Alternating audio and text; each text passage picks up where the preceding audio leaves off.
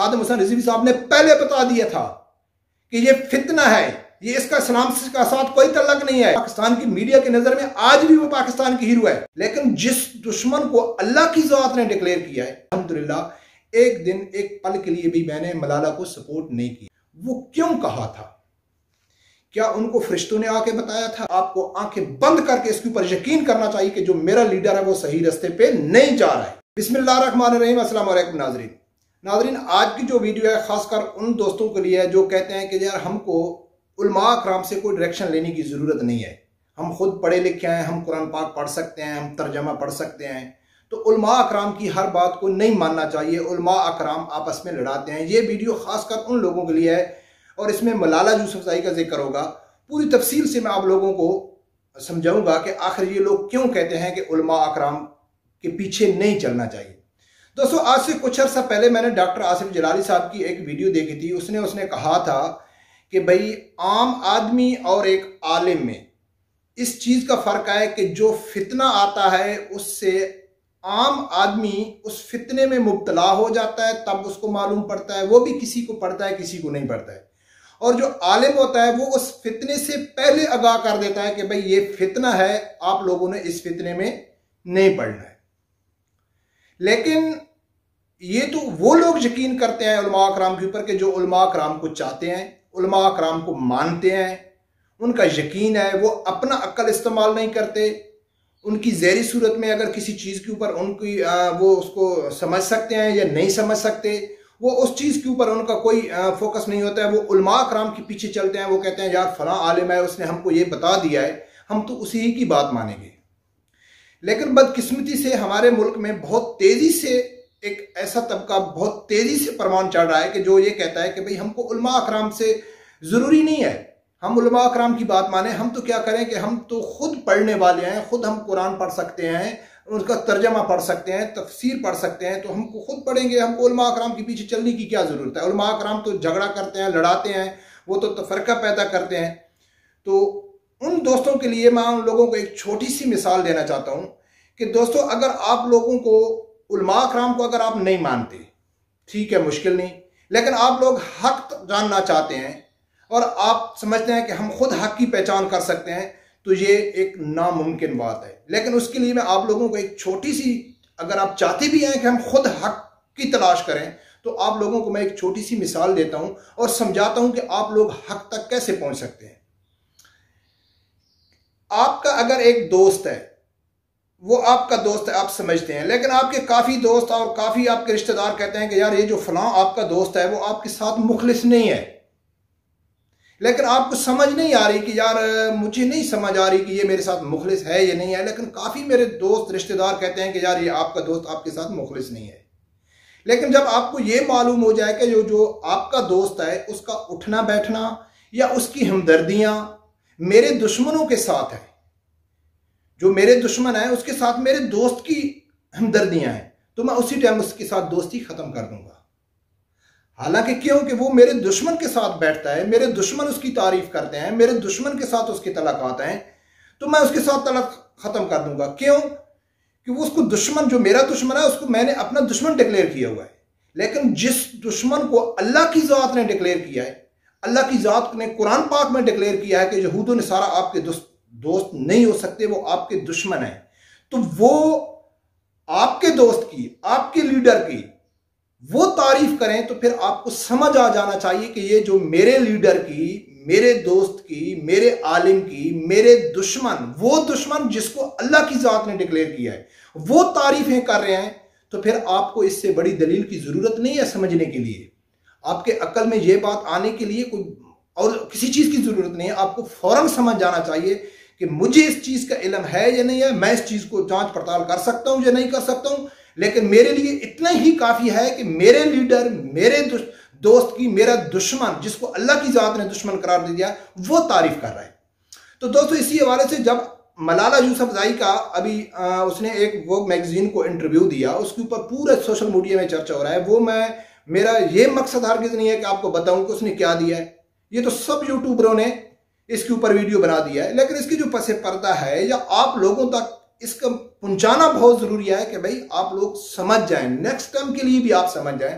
तो उसने वोग मैगजीन में बहुत गलत इंटरव्यू दिया है, इस्लाम के खिलाफ बातें की हैं। वो बोलता है कि शादी कोई ज़रूरी नहीं है, बस लव मैरिज या कोई बॉयफ्रेंड, यानी कि आप लोग सुन चुके हो, तफसील बताने की ज़रूरत नहीं है कि ज़िंदगी में शादी ज़रूरी नहीं है, आप किसी से भी रिलेशन रख के टाइम पास कर सकते हैं।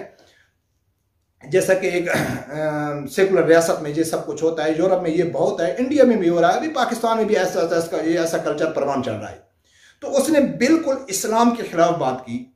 तो सोशल मीडिया में तो लोग उसके को खिलाफ बातें कर रहे हैं, जो मेन स्ट्रीम मीडिया है उसमें तो उसका कोई इतना ज़्यादा बड़ा जिक्र नहीं हुआ है। लेकिन वो लड़की है कौन? अल्हम्दुलिल्लाह, सबसे पहली बात तो यह है कि अल्हम्दुलिल्लाह मैं उन लोगों में मेरा शुमार है कि जब 2012 में मलाला यूसुफजई के ऊपर हमला हुआ तो उसी दिन से लेके आज तक अल्हम्दुलिल्लाह एक दिन एक पल के लिए भी मैंने मलाला को सपोर्ट नहीं किया। और पाकिस्तान के उलमाए हक, खासकर अल्लामा खादिम हुसैन रिजवी साहब और उसके बाद अहले सुन्नत जमात से तल्लुक़ रखने वाले जितने भी उलमाए हक हैं, उन्होंने इसको फितना करार दे दिया था। उन्होंने कहा था कि ये एक बहुत बड़ी साजिश है मुसलमानों के खिलाफ। हालांकि ये बात सोचने की है कि उसके ऊपर अटैक कौन कर रहा है? तालिबान कर रहे हैं। और तालिबान की मुखालफत कौन करता है पाकिस्तान में? मजहबी तबके में अहले सुन्नत बरेलवी जमात, वो तालिबानों की उस टाइम बहुत मुखालिफ थी। लेकिन उन लोगों ने क्या किया है कि वो अगर चाहते, अकली तौर पर चाहते, तो वो तालिबान की मुखालफत करते ना, मलाला यूसुफजई के गीत गाते, उसको सपोर्ट करते, क्योंकि उनको तालिबानों ने मारा है। लेकिन उसके बरअक्स जो अहले सुन्नत जमात बरेलवी जो तालिबानों को नहीं मानती थी, उन्होंने कहा है कि मलाला यूसुफजई गलत है, इसके खिलाफ बहुत बड़ी, इसके पीछे बहुत बड़ी एक लाबी है, बहुत बड़ी एक साजिश हो रही है। वो क्यों कहा था? क्या उनको फरिश्तों ने आके बताया था या कुरान में लिखा हुआ था कि भाई मलाला के ऊपर हमला होगा तो आप लोगों ने मलाला का साथ नहीं देना है, या किसी अहादीस में लिखा? नहीं।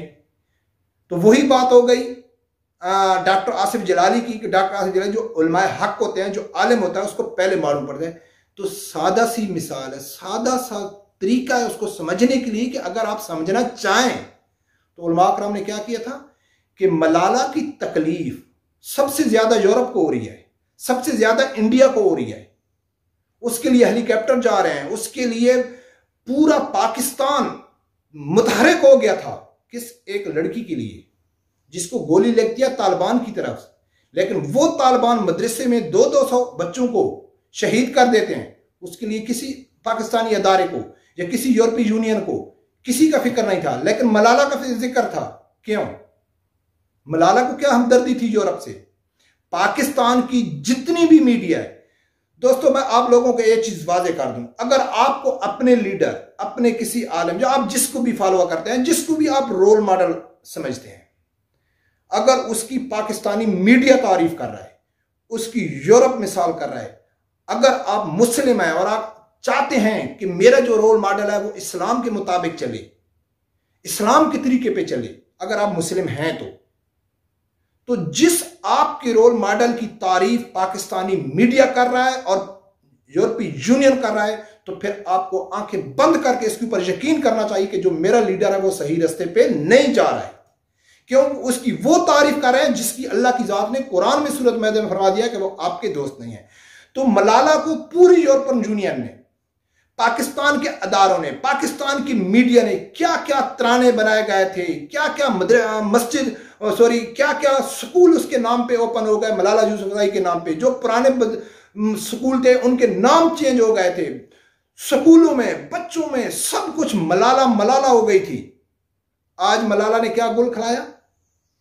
कितने बयान वो इस्लाम के खिलाफ दे चुकी है, डायरेक्ट दे रही है। वो कहती है कि ये जो सकाफ है ये इस्लाम में नहीं है, ये हमारे पठानों का कल्चर है।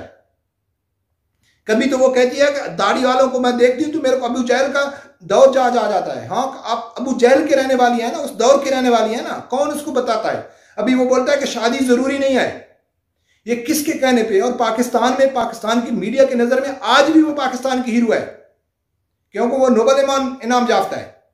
पाकिस्तानी मीडिया ने उसको आसमान पे पहुंचाया, पाकिस्तानी मीडिया ने उसको उठाया, तब जाके यूरोपीय यूनियन ने उसको सपोर्ट किया।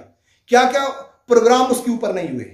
लेकिन आज पाकिस्तान के अदारे, पाकिस्तान की मीडिया, पाकिस्तान के जितने सियासतदान हैं, वो इस चीज को नोट नहीं कर रहे कि वो किसकी जबान बोल रही है।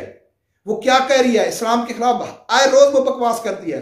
इसके लिए अल्लामा खादिम हुसैन रिजवी साहब ने पहले बता दिया था कि ये फितना है, ये इसका इस्लाम का साथ कोई तल्लक नहीं है, ये इसको एक जानबूझ के सामने लाया गया है। और ये जगह आप याद लगना, शहीद सेलवी ने भी कहा था कि आने वाले वक्त में ये पाकिस्तान की वज़ीर आज़म की उम्मीदवार होगी। और इसको कौन सपोर्ट करेगा? पाकिस्तानी मीडिया सपोर्ट करेगा। बदकिस्मती से हमारा जो मीडिया वो पूरा यहूद और नसारा का एजेंट है, इसमें कोई शक नहीं है।